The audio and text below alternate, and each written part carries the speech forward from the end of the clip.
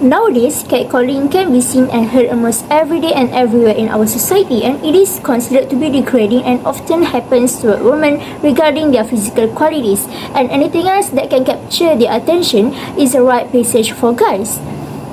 So, today in this video, I'm going to persuade my audience into changing their views on the causes and consequences of catcalling give to our society.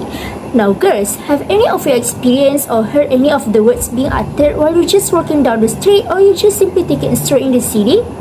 Now, this is not meant to be a form of compliment, but it is what we call catcalling, and it is happening almost every day in the world. So, it is past time for individuals to recognize that catcalling is humiliating in nature, as it is frequently used in conveying sexual urge, to discover the underlying causes of catcalling and to take a required steps to put a stop to this demeaning behavior. So first of all, I will explain the issues involved in catcalling behavior, and I will also discuss a few key factors that may contribute to one's inclination to catcall others, and last but not least, I will suggest a number of steps that can be taken to put an end to this atrocious culture.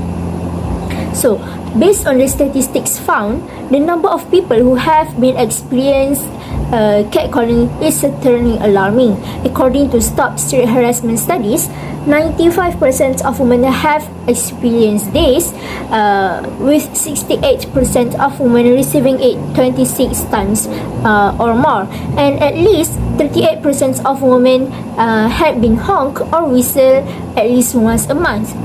It was also reported recently by Plan International that 2 out of 3 females in the United Kingdom have been subjected to public harassment, with more than a third of these instances happening while students were wearing school uniforms.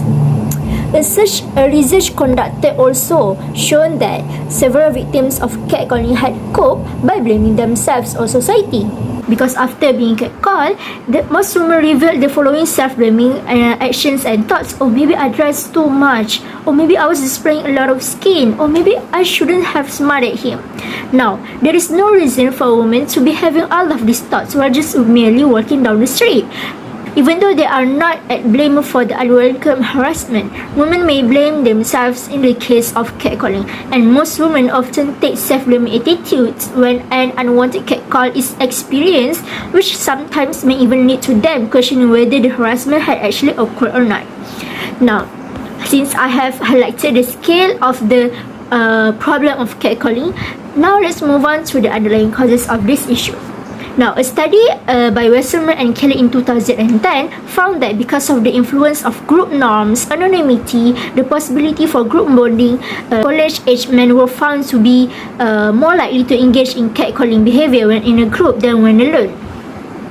More than often, those who hold sexist views are prone to have hostile feelings toward women, which might appear in their actions by catcall. Now, catcalling is also commonly used to display sexual interest in the target, where some of them say that they catcall to show that they like women, and since this is a normal form of flirting.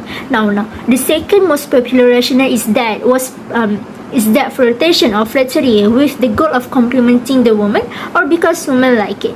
Oh, by the way, we don't like it. Take note of that. Now, since I have highlighted the underlying causes that lead to catcalling, I will now offer some solutions that can be done to decrease and put an end to this catcalling culture. The parties concerned should adopt suggestions in combating street harassment, as well as tighten policies and training to prevent harassment in public. To influence these attitudes and behaviors, the government should undertake media and public education programs. And it is not atypical for change to begin at the top. Hence, within government organizations, elected officials should exhibit intolerance for sexual harassment and guarantee effective reporting channels and appropriate sanctions. Next, educate and focus on teaching them from a young age so that they will grow up as a mindful person. Make relationship educations in primary schools and relationships and sex education mandatory subjects in secondary schools in order to educate educate children about the civic manners and precautions. Once the children grow up with integrity, they will avoid being involved in catcalling behaviors.